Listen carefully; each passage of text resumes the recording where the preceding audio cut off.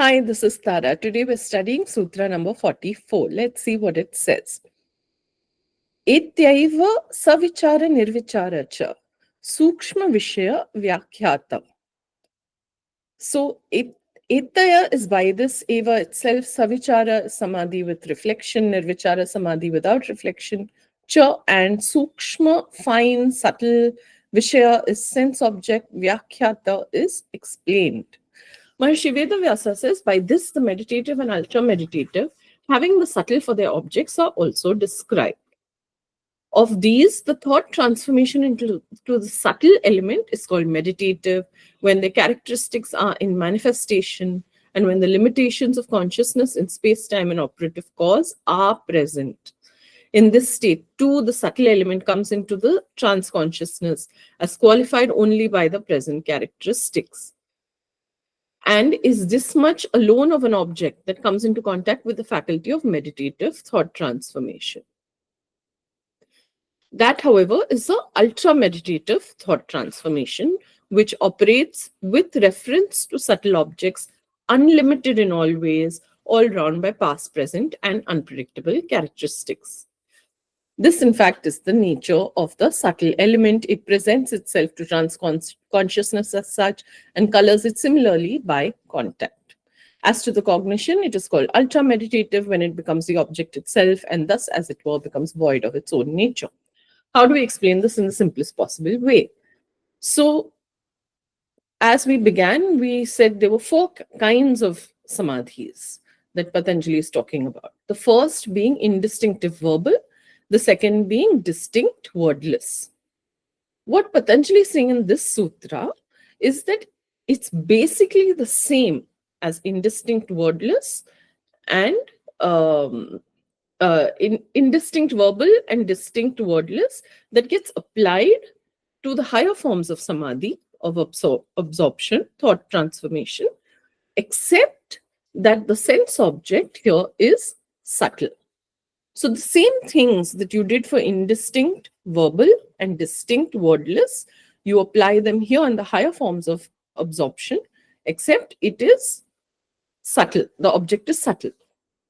I will come to what is subtle, how the object of meditation becomes subtle in, I think, B.K. Sengar's explanation.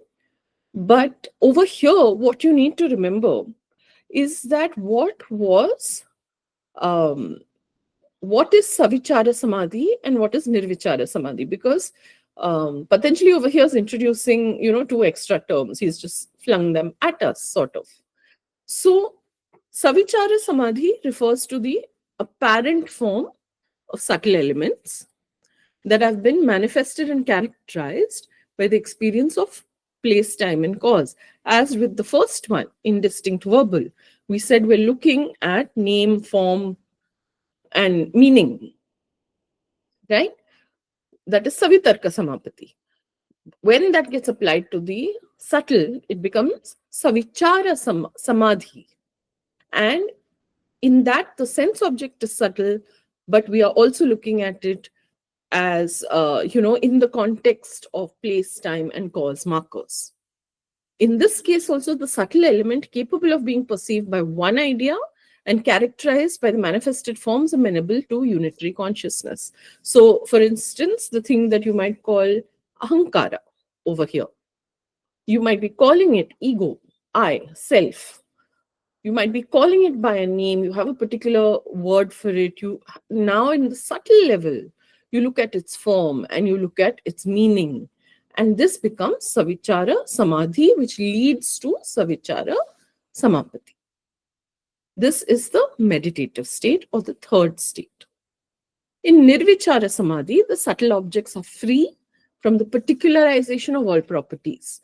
That is, a form, name, meaning, past, present, future, and yet accompanied by all properties, just as the absorption in distinct wordless is, as he explained, mixing the sea in just as the sea is salt is mingled seamlessly with the sea. So also we merge seamlessly with the sense object, but the sense object here is subtle. This leads to nirvicara samadhi. The subtle elements having this featured form become the object that colors the form of meditative consciousness.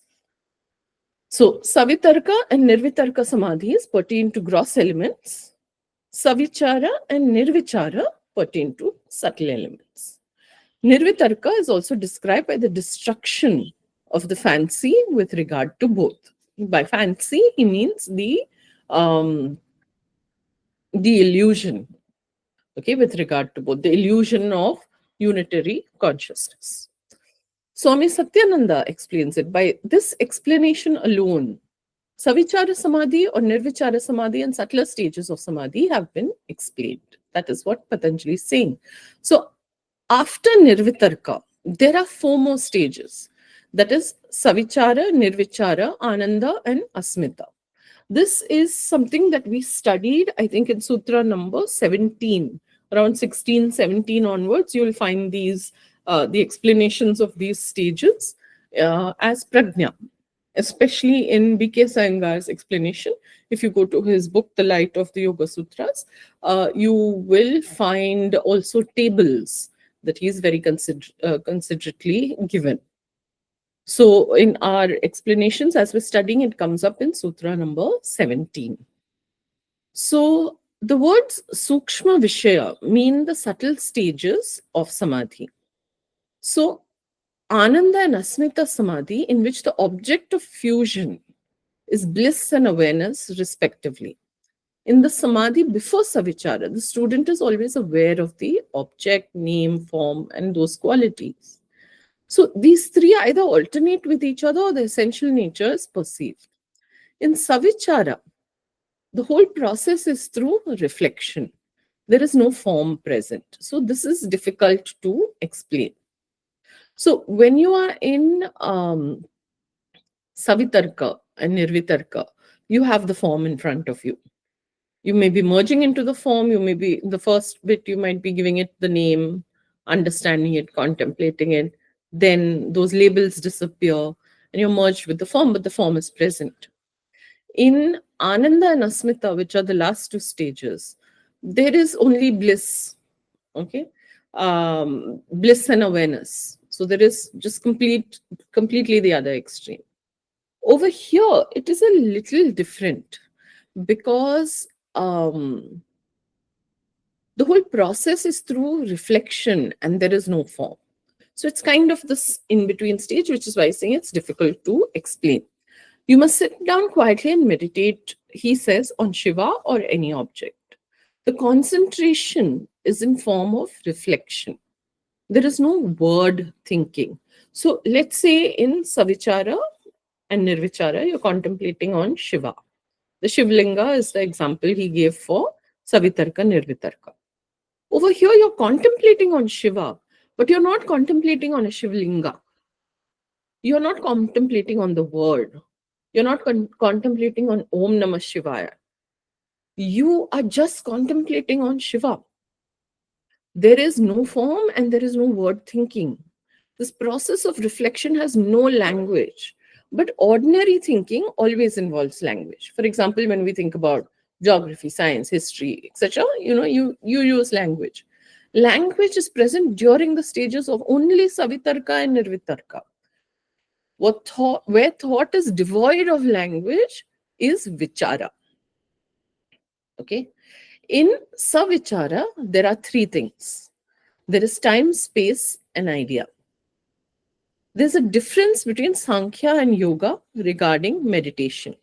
That is to say, there are no states of Dharana, Dhyana, and Samadhi in Sankhya. This is why it is extremely important to read more than one bhashya. If you notice, it is only so far in the selection of 6 that we are studying, and there are many, many more.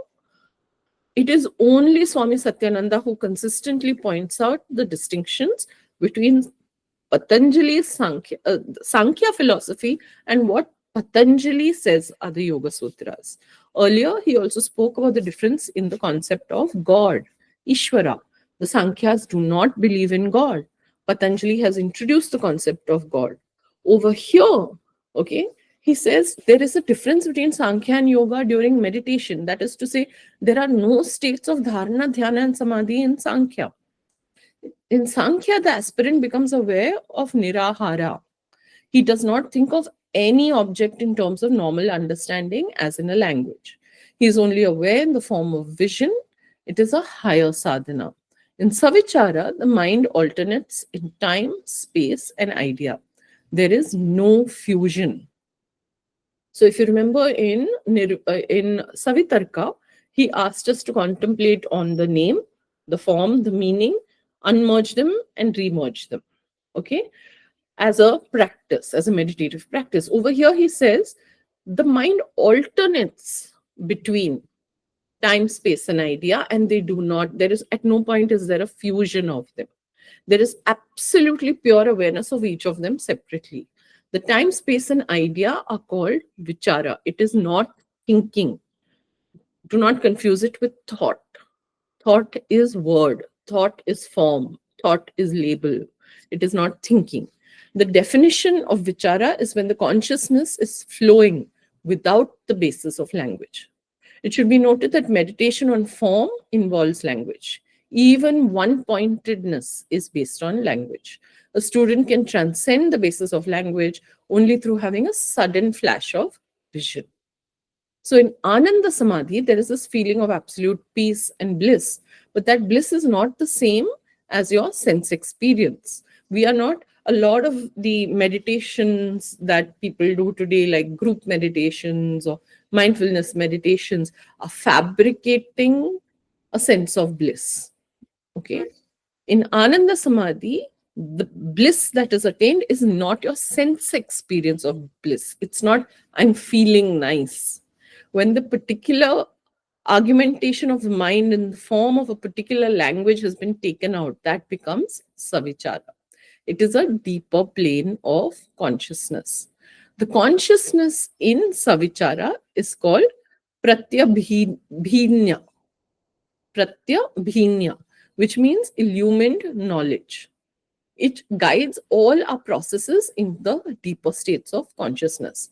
In nirvicara, the space, time, and idea are also taken out. But behind that, something else remains, and that is called the essential nature of thought. Sorry, my dog is barking in the background. I hope you cannot hear him. In asmita, the awareness is absolutely pure. There is no thought, there is no awareness of time or space. It's complete understanding or realization of that awareness. Okay, I hope the distinctions between the stages are clear. If it does help to go back to Sutra 17 onwards and sort of understand the stages of Samadhi as well. Swami Vivekananda says, by this process, with discrimination and without discrimination, whose objects are finer, are also explained. A process similar to the preceding is applied, only the objects to be taken up in the former meditations are cross, in this they are fine. Swami Vivekananda keeping it very, very simple. B.K. Sangar says, the contemplation of subtle aspects is similarly explained as deliberate, that is savicara Samapatti, or non-deliberate, that is nirvicara Samapatti. So, transformation of consciousness by contemplation on subtle objects such as the ego, intelligence, or the counterpart of the elements, that is sound, touch, taste, smell, or the qualities of luminosity, vibrancy, and dormancy of nature, conditioned by space, time, and causation, is savicara Samapatti. So here B.K. Sangar is basically explaining, when we say concentrating on subtle objects, what is it that those subtle objects are? It is these just listed. Without these reflections, it becomes nirvicara Samapatti. When these are also gone, it becomes nirvicara. In nirvicara, the sadhaka experiences state without verbal deliberation. All the subtle objects reflected in savicara are extinguished. So if you notice, B.K. Sangar is making the distinction that in savicara Samapatti, there is still a sense of verbality. Okay, there is this idea of the ego. Even if we are saying it is entirely subtle, when we say buddhi, we still to contemplate on intelligence, we're still using buddhi. To contemplate on ego, I, self, we're still saying ahankara. So those words still exist. The concepts are still maybe subtle, but we're still sort of identifying them verbally. Okay. In nirvicara samapatti, even those are gone. All the subtle objects reflected are extinguished. He's free from memory, free from past experience, free from past impression. And this new surge of contemplation is without cause, effect, place, or time. The inexpressible states of pure bliss, ananda, and pure self, that is sasmita, rise to the surface and are experienced by the sadhaka. Osho says the explanation given for the samadhis of savitarka and nirvitarka also explains the higher states of samadhi, but in the higher states, they become savicara and nirvicara samadhi. The objects of meditation are more subtle. So over here, he begins by explaining the distinction between savicara and nirvicara. Savicara means with contemplation. Nirvicara means without contemplation. They are the higher states. The same phenomenon becomes savitarka and nirvitarka if the contemplation is on gross objects. Okay, savitarka samadhi, if it is followed to completion, becomes savicara. Nirvitarka samadhi, if followed, becomes nirvicara. So he says, if you think if you contemplate logically and go on thinking and go on thinking, logic has a boundary. Therefore, logic can only operate in the bounds of that which is finite. Okay. Only then can we say something is logical. Therefore, logic does not have the capacity to deal with the infinite. Everything has to be within a boundary. So, Osho says logic is a great coward. People who are courageous always go beyond logic, beyond boundaries. And people who are cowards, according to Osho, this is not me saying it, always remain within the confinements of logic. Though if you ask me if I agree, I would say yes. Logic is a prison, beautifully decorated, but it is not vast like the sky. The sky, he says, is undecorated, vast. It is freedom, and freedom has its own beauty, needs no decorations, and it allows no boundaries.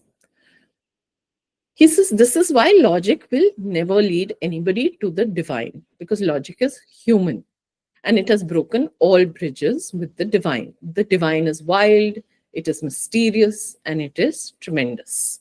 It is a great mystery that cannot be solved. So he says, vichar is contemplation. What does a poet do? He contemplates. He just looks at a flower. He doesn't think about it. This is the distinction, very subtle. The logician thinks about the flower. The poet thinks the flower, not about it. And about it is not the flower. You may talk and talk about it, but it is not the flower. For a poet, a rose is a rose is a rose is a rose. It's not about. He moves inwards into the flower. Now the memory is not brought in. The mind is put outside. It's set aside. It is a direct contact. This is a higher state of the same phenomenon. The quality has become refined, but the phenomenon is the same. This is why Patanjali says the explanation given for the samadhis of savitarka and nirvitarka also explain the higher states of samadhi, but in the higher states of savicara and nirvicara, the objects of meditation are more subtle. So he says in savicara, the poet and anybody who enters savicara becomes a poet, thinks the flower, not about the flower. It is immediate and direct, but there is still division. The poet is still separate from the flower. The poet is the subject and the flower is the object. The duality exists. The duality has not been transcended yet. The poet has not become the flower. The flower has not become the poet. The observer is the observer. The observed is the observed. In savicara samadhi, the logic has been dropped, but not the duality. Beautiful explanation for this one by Osho. In nirvicara samadhi, even duality is dropped. One simply looks at the flower, not thinking of himself, not thinking of the flower, not thinking at all. That is nirvicara samadhi. Without contemplating, beyond contemplation, one simply is being with the flower, not thinking about, not thinking, neither like the logician nor like the poet. Now comes the mystic, the sage, who is simply with the flower. You cannot say that he thinks about or he thinks. No, he is simply with. He allows the flower to be there and allows himself to be there. In that moment of allowing, there comes suddenly a unity. The flower is no more the flower, the observer is no more the observer. Suddenly, energies meet and mingle and become one. Now the duality is transcended. Absolutely beautiful. So Savitarka is the first step, he says, Nirvitarka is the last step in the same direction. Savicara is the first step, Nirvicara is the last step in the same direction on two separate planes. But Patanjali says in this sutra, the same explanation applies. Okay. He adds over here that by and by, the object of meditation has to be made more and more subtle. You can begin by meditating on a rock or a flower or a fragrance, a word, a symbol, but eventually, you create an inner atmosphere and the object has to become subtle in order for us to progress. The more subtle the search becomes, the stronger becomes the consciousness. Okay. Barbara Stoller Miller says contemplative poise that is both reflective and intuitive with subtle elements as its objects is explained by this. Contemplative poise is pure when the fictions of verbal convention and inferential knowledge fall away. Then thought, without any conscious effort to know, is pervaded by the nature of the object of meditation. Both the conjectural and non-conjectural modes of contemplative poise operate in the realm of sense organs and objects. Further refinement of the process involves what Patanjali terms the subtle elements. These have no recognizable name and form and do not give thought something to fix themselves onto, and they disengage from the phenomenal world. So this analysis reflects the Sankhya's philosophical view in which material nature evolves into gross and subtle elements. The gross elements are earth, air, water, fire, and space. Elements of the subtle sphere include ego, intelligence, mind, and the organs of sound, touch, shape, taste, and smell. Also referred to as the sense basis and the senses. Okay. Each of the gross elements is associated with a sense organ. Thus, air is related to sound and ear, fire to sight and eye. The difference between subtle and gross is that subtle elements are non-specific and universal cognition derives from the realization that the subjective world of spirit erroneously identifies itself with characteristics of material nature. This realization is super-rational, since the rational faculties of intelligence and mind, buddhi, manas, belong to material nature. So what she's saying is, this is basically a core Sankhya philosophy, which is being explained in this sutra, okay, which says that the material nature evolves into gross and subtle elements, and there is a misidentification with the gross elements, and therefore that separation is necessary. And here, actually, if you see in the sutra, we are coming to the core of yoga.